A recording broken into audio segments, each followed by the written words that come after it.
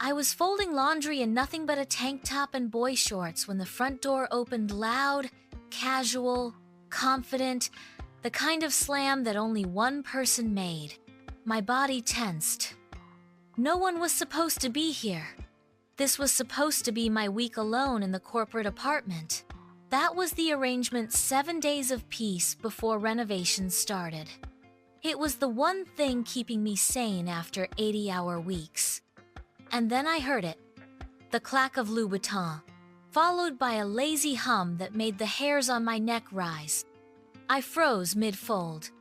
No way. I peered out of the hallway, and there she was, Avery Blake, my boss's daughter.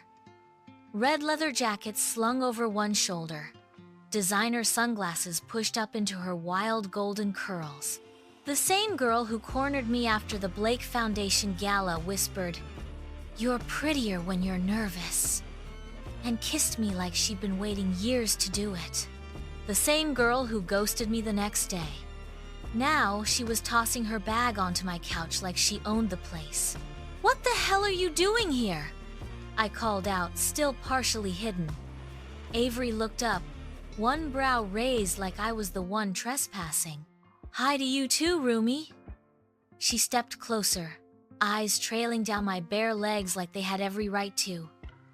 "Didn't they tell you?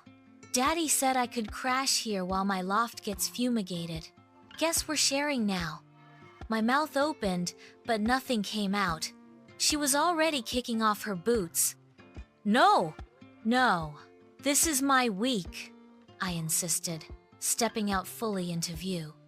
"You can't just..." She paused mid-step, finally taking me in. Her smirk deepened when her eyes landed on my barely there sleepwear. "Wow," she murmured. "You walk around like this when you're alone? You weren't supposed to be here." Her tongue darted out, wetting her bottom lip. "But I am, and you look cozy." I crossed my arms. "Don't flirt. It didn't mean anything, remember?" "Oh, it meant something," she said softly, walking closer now. Her steps were slow, deliberate. "You tasted like panic and strawberries. That kiss lives in my head rent-free." She was standing in front of me now, close enough that I could smell her perfume, leather, and vanilla. My breath hitched as her fingers brushed my wrist. I should have pulled away. I didn't. "You're trouble," I whispered. Avery leaned in, her lips barely grazing my ear. "Then why are you leaning closer?" I hated that she was right. I hated how warm I felt. But I didn't move when she tilted her head and kissed me again, soft at first, testing me. And then deeper, hungrier. My hands went to her waist before I even realized it, pulling her flesh against me. The kiss was messy, full of every question we hadn't asked and every boundary she didn't believe in. When we finally pulled apart, her breath was shallow. "I knew you wanted me," she murmured. I blinked. "This is a bad idea." She grinned. "Then let's keep making bad decisions, roommate." And just like that, the week I thought I'd spend alone had turned into something else entirely. Something dangerous. Something irresistible. The next morning, I found a note on the kitchen counter. Rule 1. No clothes before 10 a.m. Rule 2. First one up makes coffee. Rule 3. Don't pretend you don't want me. Love, your nightmare roommate. I crumpled the note, threw it in the trash, and tried to ignore how it made my stomach flutter. Avery Blake was dangerous. Not just in the obvious rich girl gone rogue kind of way, but in the way she made me forget consequences. And in my world, consequences had names. One of them was Richard Blake, my boss. Her father. I had every reason to keep my distance. And yet, that night, I stood in the kitchen in a loose t-shirt and nothing else, trying not to jump when she padded in barefoot, her satin pajama shorts barely clinging to her hips. She looked at me like she'd just woken up from a dream she wasn't ready to end. "You're breaking rule 1," she murmured, eyeing my shirt. "I'm not playing your games, Avery." She stepped closer, all sleep, hazed and sultry. "Funny, you kissed me back last night like it was your idea." I turned away, but she caught my wrist gently, without force, like she was asking. "Say the word, and I'll stop," she said, voice barely above a whisper. The word wouldn't come. Instead, I let her press her body against mine. Her hand slid under the hem of my shirt, fingers skating across my lower back. Her lips hovered over mine, not quite touching. My breath hitched. This time, I kissed her first. It was slow, burning. Less like a kiss, more like a question I didn't want answered. Her hands explored like they already knew the blueprint of my skin. She pushed me gently onto the kitchen counter, my legs wrapping around her instinctively. I wasn't thinking, I was melting. Her lips trailed down my jaw, over my collarbone, and I bit back a moan as her fingers dipped lower, testing just how far I'd let this go. "You're shaking," she whispered. "I know," I breathed. "Don't stop." And she didn't. The clink of the fridge motor was the only sound besides our breath. Her mouth, her hands, her hunger, it all felt like a blur. I should have stopped her. I didn't. She made me feel like I was the only person in the world. Like I wasn't just some corporate ghost who blended into cubicles and deadlines. When we finally came back to ourselves, tangled and breathless, she brushed a strand of hair from my face and whispered, "I'm not sorry." I stared at her. "You should be.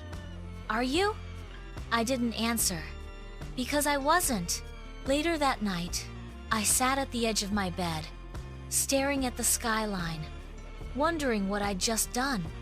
My heart thudded like I'd robbed a bank. She knocked once before letting herself into my room, her face softer than I'd ever seen it. "You okay?" she asked. "No." She climbed in next to me, wrapping an arm around my waist. Her touch wasn't hungry this time. It was quiet, reassuring, intimate. "I didn't come here to mess with you," she said after a pause. I didn't expect to want you this badly." I stared at her, really stared. She wasn't just some spoiled heiress. There was something else. A quiet ache under the surface. Like maybe I wasn't the only one afraid of what this meant. "You have no idea what you're doing," I whispered. Her lips brushed my neck. "Then teach me." I closed my eyes. This wasn't what I wanted, but I wanted her, and that was a problem I couldn't unfeel. The fallout began on a Thursday. I was in the conference room, halfway through presenting the Walker project, when the glass door swung open and he walked in Richard Blake, CEO, my boss, and Avery's father. He didn't even glance at me. "But Avery?" She stood behind him, arms crossed, gaze fixed on me like she was daring me to flinch. I didn't flinch. I shattered. That night, she wasn't home. Her red leather jacket wasn't on the hook. Her perfume didn't linger in the hallway. The apartment felt colder. I stood there in the living room, wondering if she'd told him, wondering if he knew what I'd done to his daughter on the kitchen counter 2 nights ago, wondering if I'd already lost my job, and her. She came home at midnight, wet hair, silent steps. She passed me without a word. "Avery." "Don't." I followed her into the kitchen. "We need to talk." "No," she snapped, spinning around. "You want to talk now? After you've spent the entire day pretending I don't exist? I was working." You were hiding. Her eyes were fire, but underneath that there was hurt. Do you think I care that he's my father? She said, voice trembling. Do you think I'm scared of him? Of what he'll say? I am. I hated how small I sounded. Avery stared at me like she didn't recognize me. Wow, you really are a coward. The words hit like a slap. I opened my mouth, then closed it. I had no defense.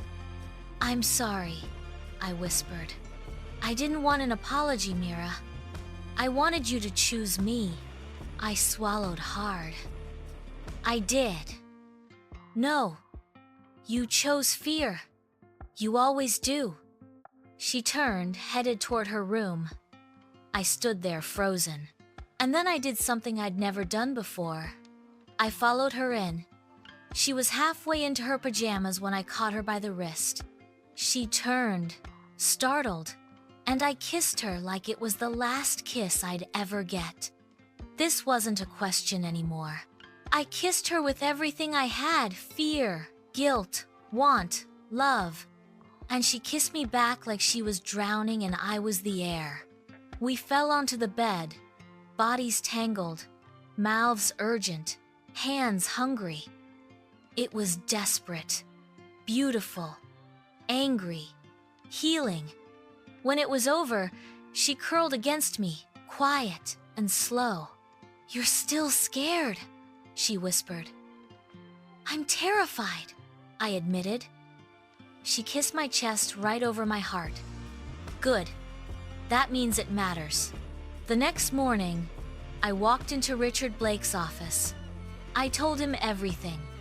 I told him about the gala kiss, about the apartment, about Avery, about me. He didn't speak for a long time, just stared out the window. And then he said, Do you love her? I didn't lie. Yes, I do, he nodded once. Then treat her like someone worth losing everything for. That night, I came home to Avery. She stood at the window, barefoot, arms crossed. You told him, she said. I did. And? I still have my job. She blinked. Seriously? He said something about as long as you're happy. I stepped closer. Are you? She smiled, slow and warm. Getting there. I touched her cheek. Can I stay? You live here. No, I mean really stay. In this. With you. She didn't answer right away. She just kissed me long, deep, and with a promise in it. Maybe this started as a mistake, but she was no longer just my boss's daughter. She was mine.